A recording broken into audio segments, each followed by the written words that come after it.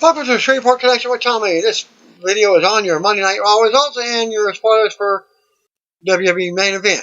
And you got birthdays and this is the week of October 28th, Monday Night Raw. Birthdays from the 26th, CM Punk, he was born 1978. Taka Michinoku, 1973. Birthdays on the 27th. Harvey Wippleman, 1965. Bobby Fish, 1979. Birthdays for 28th. Iron Mike Sharp, 1949. Vontavious Porter, also known as MVP, 1973. Christy Hemme, 1980. Rocky Romero, 1982. Birthdays on the 29th. Mr. Wonderful, Paul Orndorff, 1949. And rounding out birthdays for October 30th, Edge, 1973. Since I'm doing it on to late Tuesday night. Hall of Famers Hulk Hogan and Jimmy the Mouth of South Hart having some issues getting to Kingdom of Saudi Arabia for Thursday's Crown Jewel.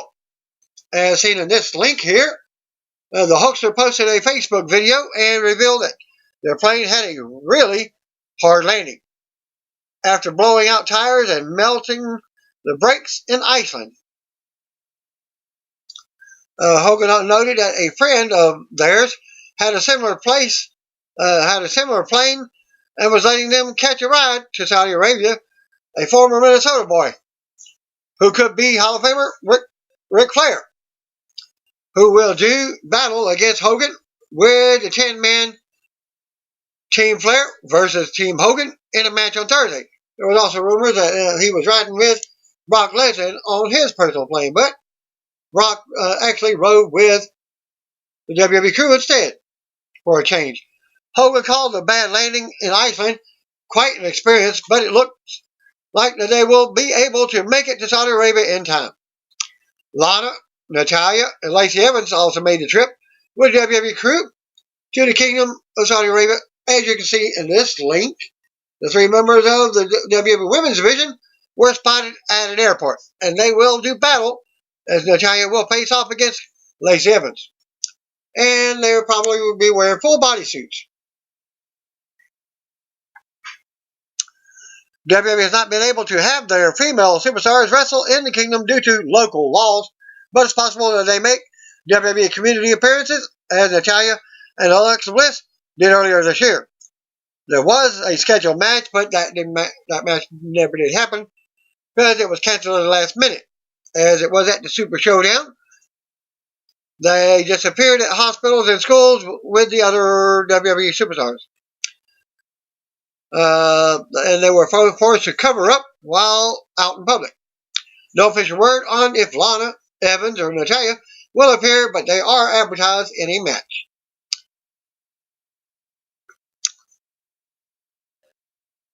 As WWE officials were reportedly under the impression that that the Saudi government was going to allow Bliss versus Natalya to take place earlier this year, but the matter was quietly booked for the card, but the plans were then nixed right just before the match was about to happen.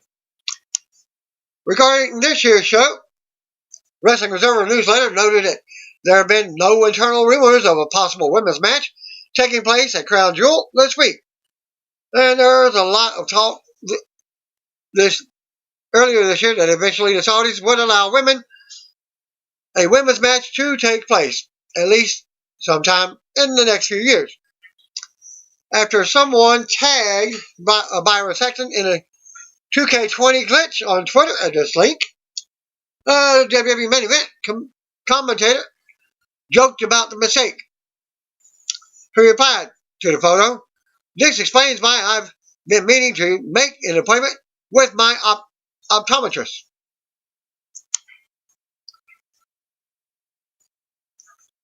Jay Lethal broke his arm over the weekend at Ring of Honor's United event in Bolton, England. According to PW Insider, the injury took place near the end of the match against PCO when PCO came down on him.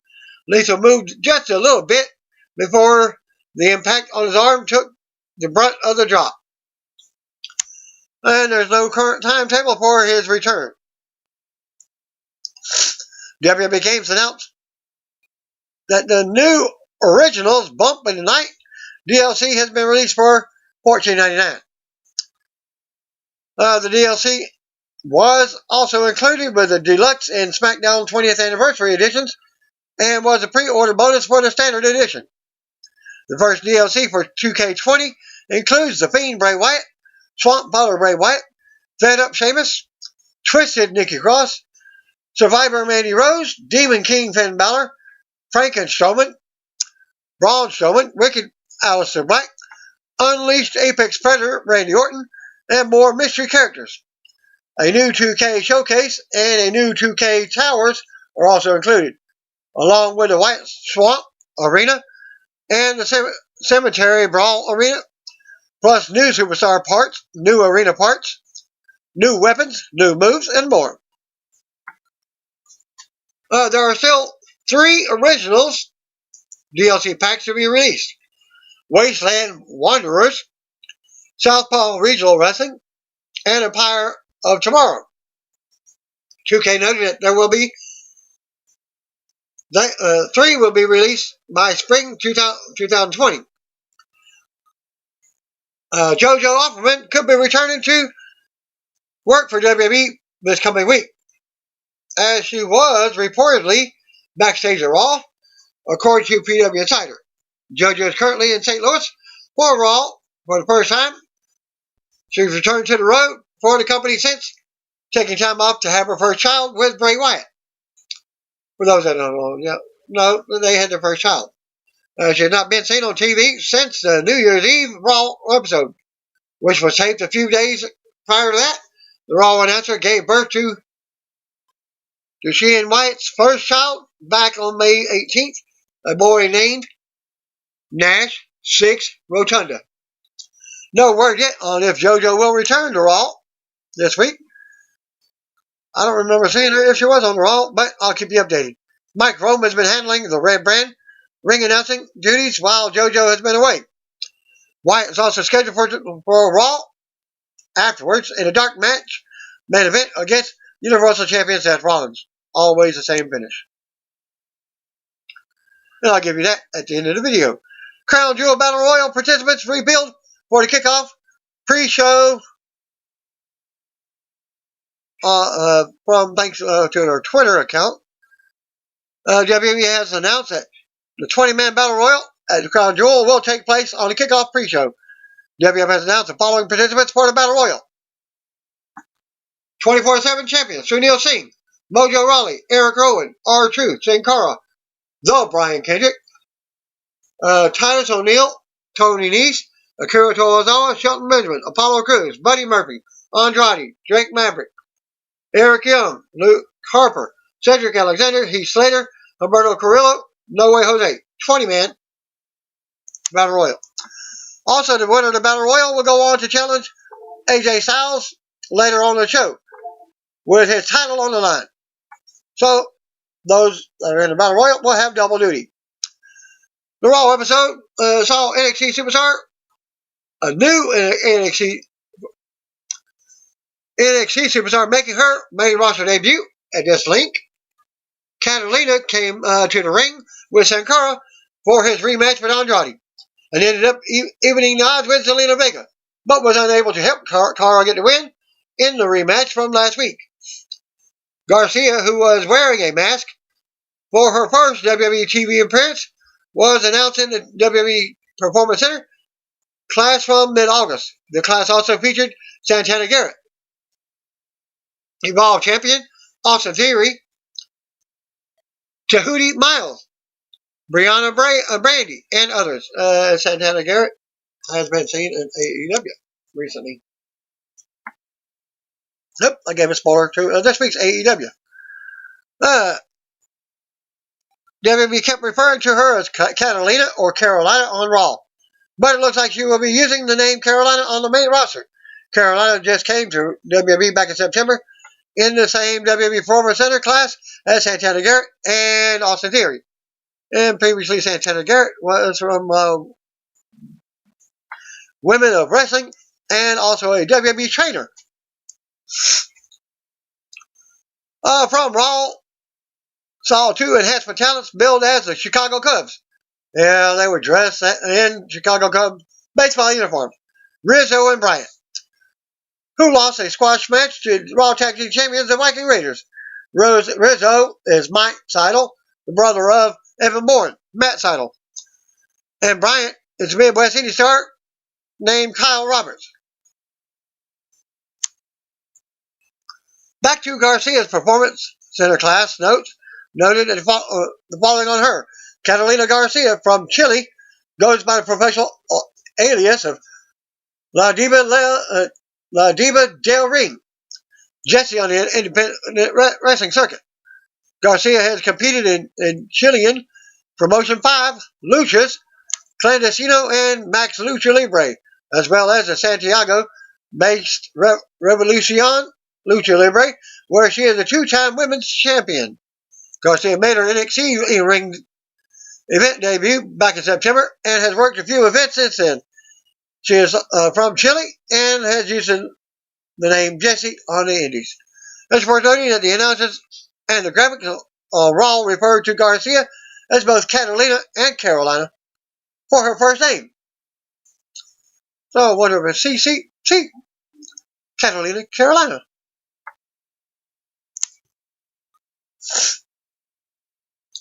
WWE taped matches from St. Louis were this week's main event.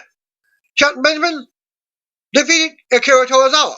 Zack Ryder and Kurt Hawkins defeated Eric Young and Mojo Rawley. Raw opened up with a usual video package. Live from the Enterprise Center in St. Louis, Missouri, as the power goes off. Vic Joseph welcomes us to the show, chimed in by Hall of Famer Jerry the King Lawler and Dio Madden. They hyped tonight's show. First match, you got Kairi Sane versus Becky Lynch. We go right to the stage, and out comes Paige. She says she's proud to play a small part in the success of the WWE Women's Tag Team Champions, the Kabuki Warriors, who she introduces. Paige goes on and introduces Asuka and Kairi Sane. Paige marches to the ring with the champs.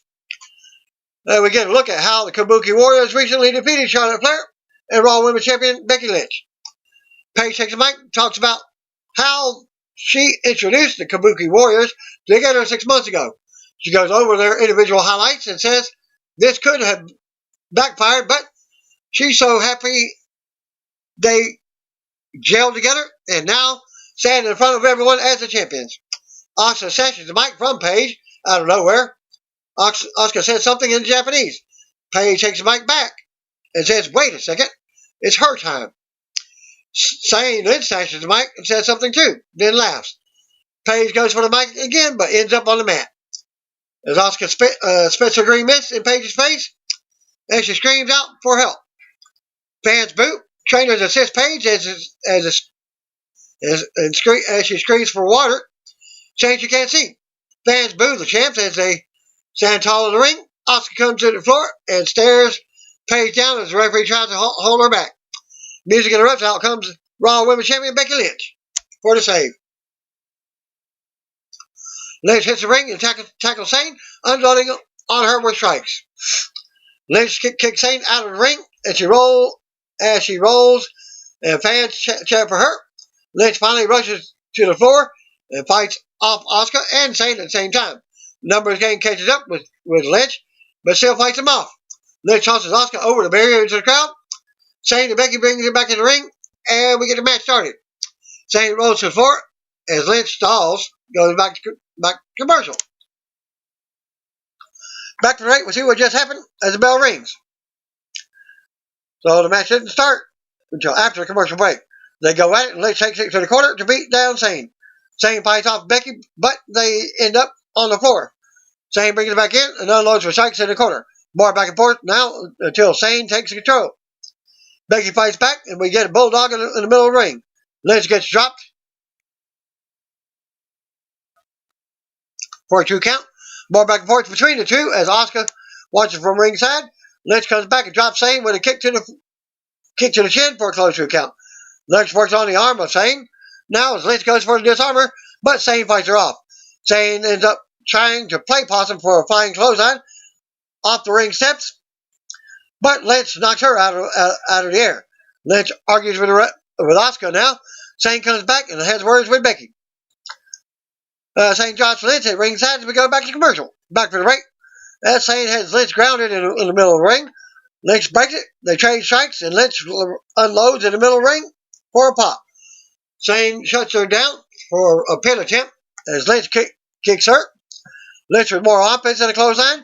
Lynch keeps the offense going as fans cheer her on. Lynch with more offense in the corner and a back exploder in the middle of the ring for a close 2 count. They tangles up and Sane gets a submission locked in. Sane, fans chant for Becky as it's broken. Sane rolls her up for a 2 count. Becky with a kick. Becky lifts Sane, but Sane counters a mid-move with a DDT for a close 2 count. Sane goes to top for an elbow, but Lynch cuts her off with strikes. Lynch climbs up, but a headbutt knocks her upside down. Lynch breaks free and launches Sane to the mat. More back and forth now as Becky ends up dropping Asuka at ringside. She goes back into the ring. Sane drops her with a back fist for another close 2 count. Sane screams out in frustration as we get a replay. Lynch ends up pulling Sane into the disarmer out of nowhere for the win and a big pop for the crowd. After the match, we go to replays with Becky's music hit. Lynch taunts Sane while she's down as the music hit plays. Lynch kicks Sane a bit as Asuka comes to her aid, as also Sane tried to trip her up with a leg, kind of like a drop toe hold, but Lynch caught her. Lynch continued the celebration, and we're going to look at last week's restaurant incident between Rusev and Bobby Lashley, Lana, and Lashley, and Rusev will be on King's Court tonight in what looks like a divorce court on King's Court. So to come second, Ricochet versus Drew McIntyre with Ric Flair and Hogan ringside. Also, Eric Rowan versus Seth Rollins in the Falls Count Anywhere match. Well, I'm guessing that would have been your main event. R-Truth versus Buddy Murphy was up. Next, if we go to ring, out comes R-Truth rapping. His usual gimmick. Everybody in the house, what's up? Back to commercial. Back from the ring. He actually got the city right, too. Charlie Caruso's in the ring with Truth. She brings up Buddy Murphy, and Truth says he's not his buddy.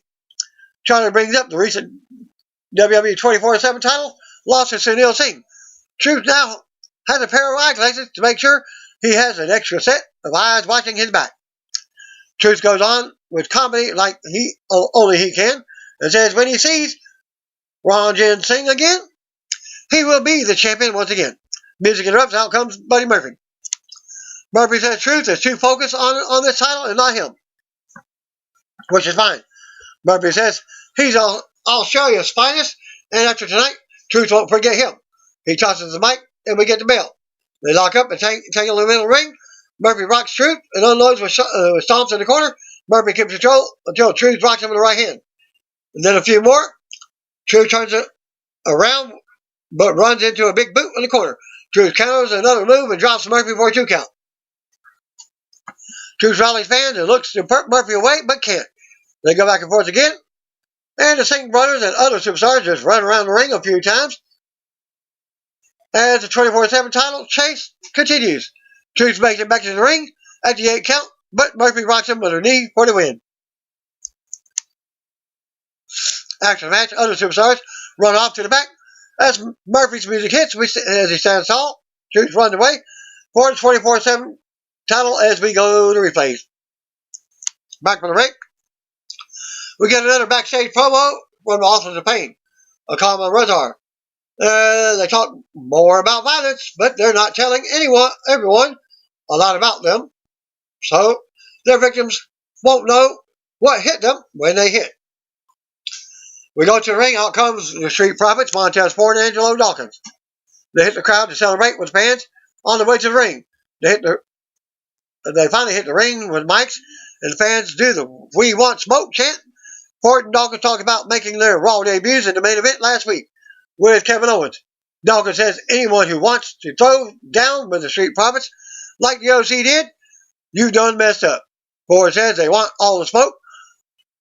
Fans start the chant again. The music starts back up, and they dance out of the ring and back to the crowd. We see Hall of Famers Ric Flair, Hogan, and Jimmy Hart walking backstage, back to commercial.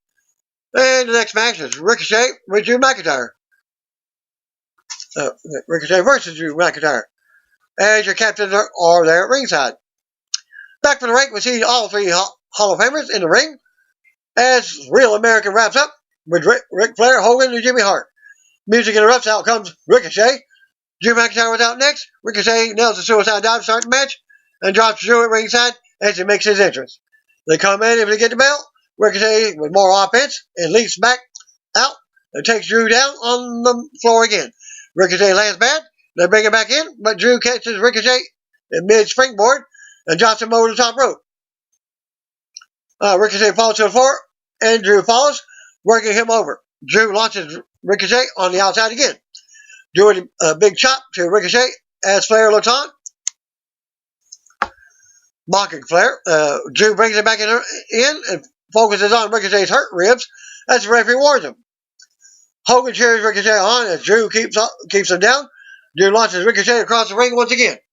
Ricochet tries to turn it around, but Drew levels Ricochet and drops a Hogan-like leg drop. Drew and Hulkster end up having words at ringside. Pan-champ for Hogan. Drew comes back in and ties Ricochet up in a double stretch. Drew with a big hip toss to keep the show. Drew continues to manhandle Ricochet and keep him grounded.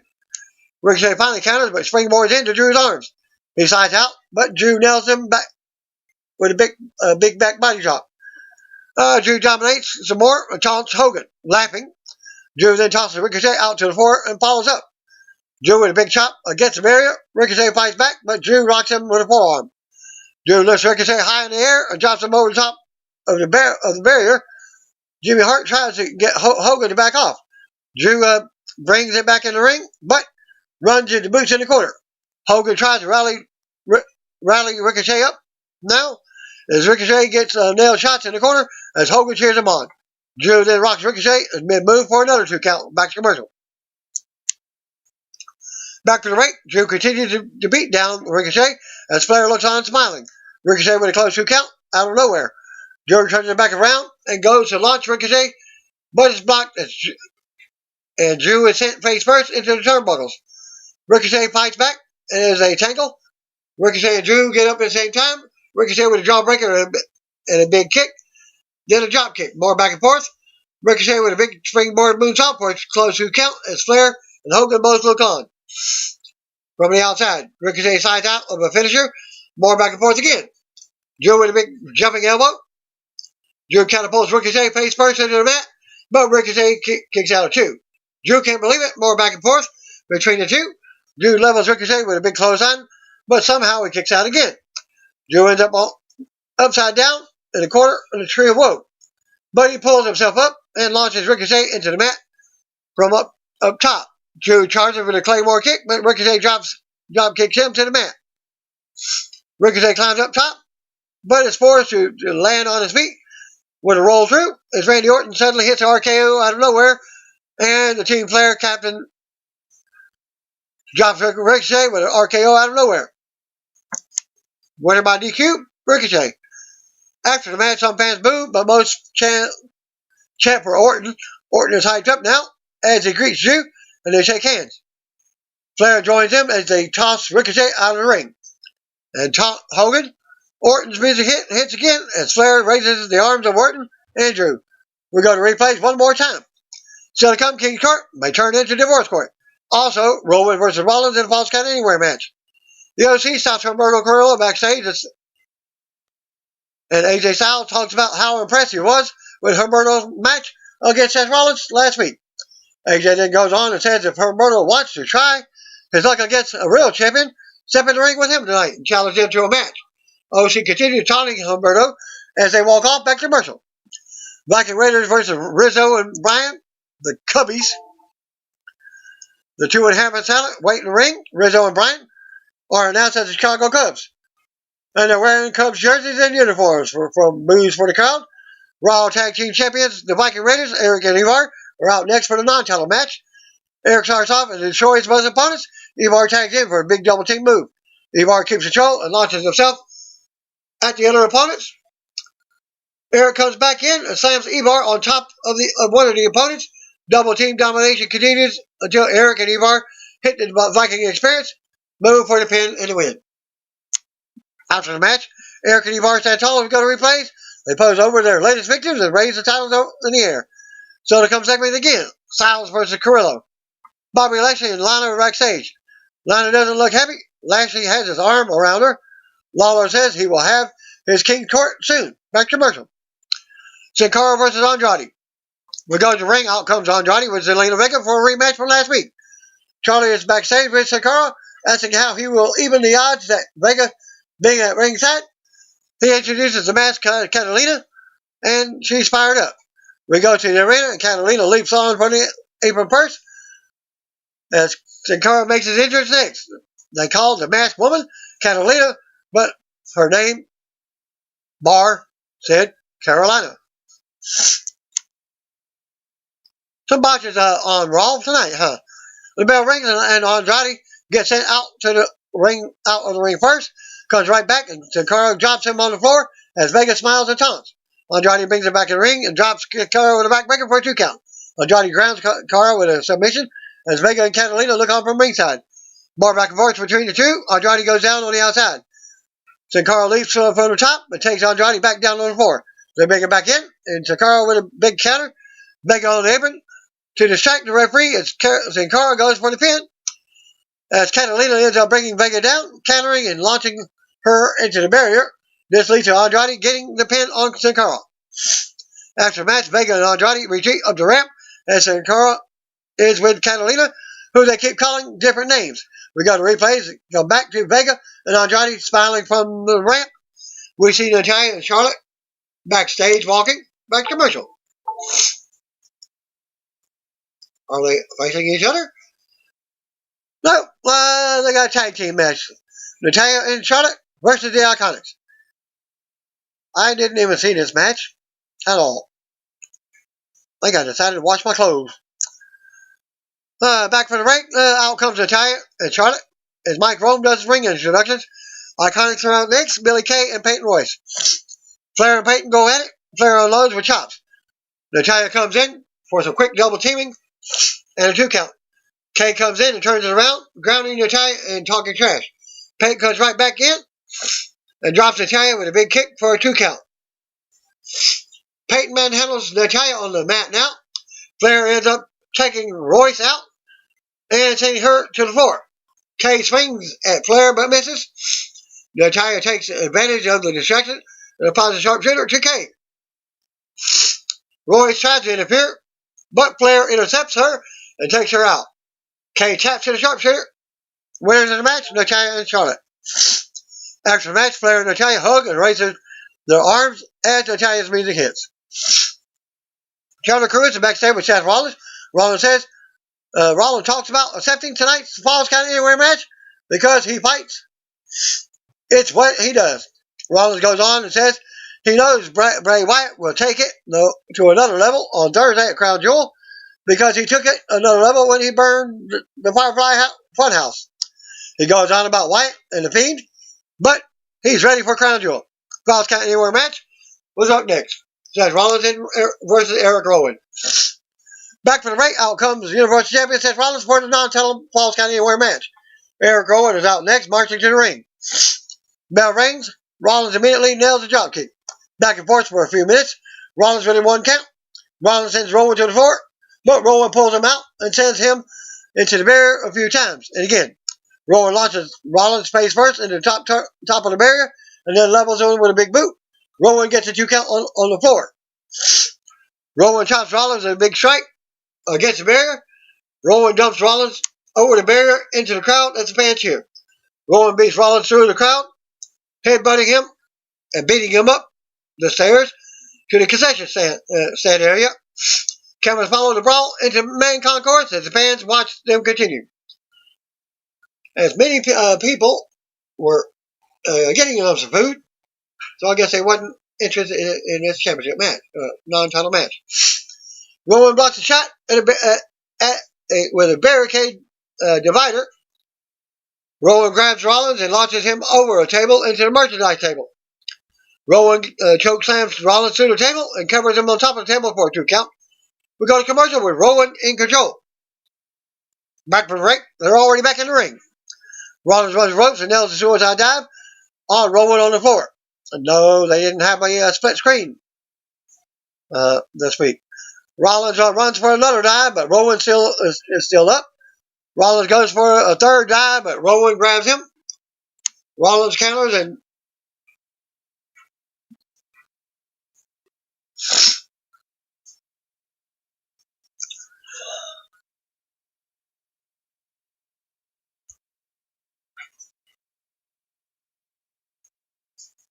okay.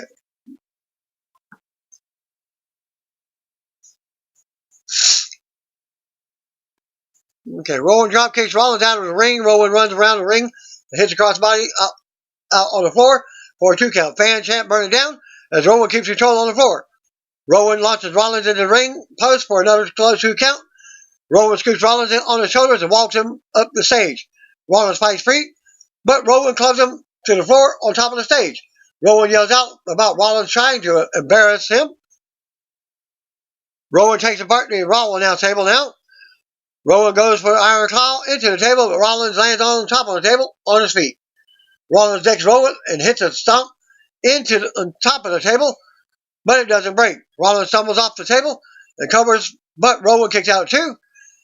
Rollins stands on top of the announce table and leaps off to down below stage, taking Rowan down with a crossbody for a pop. Rollins grabs a steel chair and continues to beat Rowan around, taking the fight into the backstage area now. Rowan launches Rollins into a bunch of steel poles, then into a pallet on the porch of a forklift. Heck, haven't we seen this part before? Rowan sends Rollins into a production case. Remember Mankind match? Rowan grabs a production case and tosses it, but Rollins moves. Rollins with a ladder into the gut, and then over the back. Rollins comes right back and nails a stomp into the ladder face first. Rollins puts Rowan under the pallet on the porch. He finds someone, asks if somebody knows how to use a forklift, and tells them to turn it on. Rollins drops the porch and the pallet onto Rowan. Then stands on top of the pallet as the referee counts the pinfall. After the match, Rollins heads back to the arena while Rowan is still trapped under the pallet. Rollins stands on top of the announce table and raises the towel as his music hits as the crowd pops. Still to come segment, Carrillo versus Styles. Also, Lana and Rusev on King's Court. We go back to Lana and Bobby Lashley. Lashley offers to go to the ring with Lana. She says she needs to do this on her own. They kiss and we go to commercial. Back from the break, we get another promo from Aleister Black.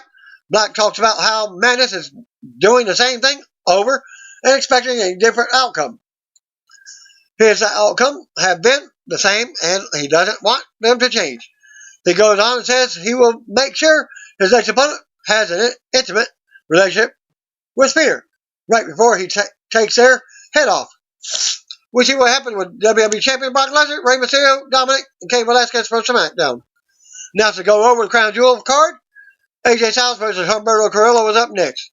We go to the ring for the non-title match. Out first comes the OC with the U.S. champion AJ Styles. Back to commercial. Back to the ring. Out comes Humberto Carrillo. Back and forth to start. Carrillo gets some offense early on. AJ with big chops in the corner. Carrillo turns around with strikes of his own. Carrillo goes up top and leaps. AJ taking AJ down for a quick 1 count. More offense from Carrillo. And a close 2 count after a big kick to the head. Carrillo runs through a move and barely connects with a moonsault for a 2 count. As they go back and forth, they end up on the outside. AJ counters and drops Carrillo on the floor with a big DDT. We go to commercial. Back from the ring, AJ has Carrillo grounded in the middle of the ring. AJ with a kick and some laughing. Carrillo has a kick caught. Misses a kick, but drops AJ with a third attempt for a pop from the crowd. They tangle some more, and Carrillo nails the drop kick. More back and forth. Carrillo goes up top for a big missile drop kick. Carrillo goes on and hits the Aztec press from the corner for another close 2 count. Carrillo goes up top, but is forced to roll through as AJ dodged him. AJ comes right back and drops Carrillo in the middle ring with an inverted DDT for a 2 count. AJ then goes for an apron for the phenomenal forearm, but Carrillo hits the top rope to knock him down. Carrillo goes up top himself, hits another moonsault for a close 2 count. Carrillo can't believe he didn't get the 3. Gallows and Anderson are getting riled up at ringside. AJ dumps Carrillo to the apron, but he comes off the second rope. AJ knocks Carrillo out of the air with a shot to the gut, and Carrillo hits his knee, landing bad on the leg. AJ immediately applies a calf crusher in the middle ring, and Carrillo quickly taps out. After the match, OC stands tall as the music plays. They talk things over at ringside, and AJ re-enters the ring to shake hands with AJ. AJ disrespects Carrillo instead. Humberto doesn't appreciate that, and he drops AJ with a right hand. AJ comes back and decks Carrillo, then drops him with a Styles Clash. The OC surrounds Carrillo in the ring now, but the music hits, and out comes the Street Profits. They unload on Gallows and Anderson, clearing the ring. Street Profits help Carrillo to his feet. As the music hits, the OC talks trash as the two sides stare at each other from the ring and the floor. We get a video package showing the recent happenings with Rusev, Lana, and Bobby Lashley. Back to commercial. Back from break, we get Hall of Famer Jerry the King Lawler in the ring for another edition of King's Court. They're using the red ring cover, and the King has both of his royal chairs. Lawler brings Rusev out first, and he gets some cheers. Lana's out next, and she gets boos. Lawler thanks everyone for being here. Lawler says Rusev still wears his wedding band because he hopes they can reconcile their differences and get back together. Lana didn't want to come out here and air their dirty laundry or embarrass Rusev. But the truth is, every day she has to deal with the WWE Universe saying things about her and bullying her. So Lana will now tell everyone the truth. Fans boo her, and the truth is, a Rusev Day chant starts up. Lana tells them to shut up and listen if they want to know the truth. And the boos continue from the crowd, even get louder. Lana says the truth is, their marriage was only about what Rusev wanted, and all Rusev wanted from her was sex. Rusev asks if we can blame her. Lana says Rusev wanted sex in the morning, afternoon, all the time, in your face, in the arena, in the doctor's office, at WrestleMania, you name it. She calls Rusev a sex addict, and fans cheer him on. Well, duh. That's what you're supposed to do when you're married. You ain't supposed to do it backstage in a bed with another man on camera. Heck, you can't say that when you're doing it yourself. The most stupid segment on WWE lately. Lana goes on and says it was never about Rusev wanting and loving her. It was only about him wanting to put a baby inside of her. Fans pop for Rusev again. Lana says Rusev knew more about her monthly cycle than she did. All he ever wanted was a little Machka brat running around crushing, she says. Lana goes on about how she's more focused on her career and modeling, and she couldn't model if she had stretch marks. She makes money being ravishing, not being Mama Rusev. Got boos from the crowd. Lawler asks if she expects us to believe that what happened with Lashley was because Rusev wanted a baby. No, Lana says Rusev cheated on her. Rusev is shocked. This never happened. Lana says Lashley told her Rusev cheated. Rusev is upset now. Lashley says, saying Lashley is just talking BS and lying. And the music hits. Out comes Lashley in his gear, ready to wrestle. Rusev ready for a fight. Lashley goes to enter the ring, but Rusev kicks him in the head and starts bawling at ringside. Rusev sends Lashley into the ring post and the apron as the big Rusev Day chant starts up in the crowd again. Rusev sends Lashley into the ropes and brings him into the ring for more of a beating. Lashley then turns it around in the corner as the fans boo. Lashley drops Rusev and Lana is all smiles now. Lashley waits for Rusev to get up. Lashley charges for a spear, but Rusev kicks him and nails a big slam. Rusev takes off his wedding band, and holds it up as fan cheer. Rusev yells at Lana, asking if this is what she wants. He goes back to Lashley and says he can have her if he wants her. Rusev shoves the ring down Lashley's mouth and keeps beating on him. Lana comes in with several kendo sticks, shots in the back, with no sell from Rusev, and she keeps beating on him as he's still beating on Lashley at the same time. Rusev then grabs the kendo stick, asks Lana why she's doing this, and says he still loves her. Lashley takes advantage from behind with a low blow. Rusev stumbles around, and Lashley kicks him below again, dropping him. Fans boo as Lashley beats on Rusev again. Lashley and Lana start kissing and groping each other while standing right over Rusev. Brawl goes off the air with Rusev selling low blows as Lana and Lashley kiss above him. Who's doing the stupid storylines? Come on, marriage is where the sex is supposed to happen, not out of wedlock. And scenes with them kissing in public, and bed scenes without clothes on, that's stupid. Because it's the same thing. All the scenes would prove adultery and cheating. He could use that and sue the hell out of her. What's wrong with the writers here? Is Vince allowing this? And it sure ain't a family show anymore, as kids are watching. No wonder ratings are dropping. As this week's ratings dropped under 900,000 this week. Isn't Bobby Lashley also married? Guess his wife allows it too. Dark main event after Monday's Raw from Enterprise Center in St. Louis, Missouri saw U.S. Universal Champion Seth Rollins retain the title over the Fiend, Bray Wyatt, in a steel cage match. The match ran for about 5 minutes, and Rollins won after delivering several stomps to Wyatt, then climbing out of the cage door. After the match, lights went out and came back on to the Fiend, bringing Rollins down at ringside with a mandible claw.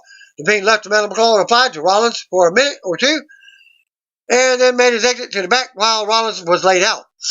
That was the end of the show. WWE used the red lighting during the matches like they normally do. Thanks again. Peace out. See you in one video. That concludes my video for this week. See you in one video.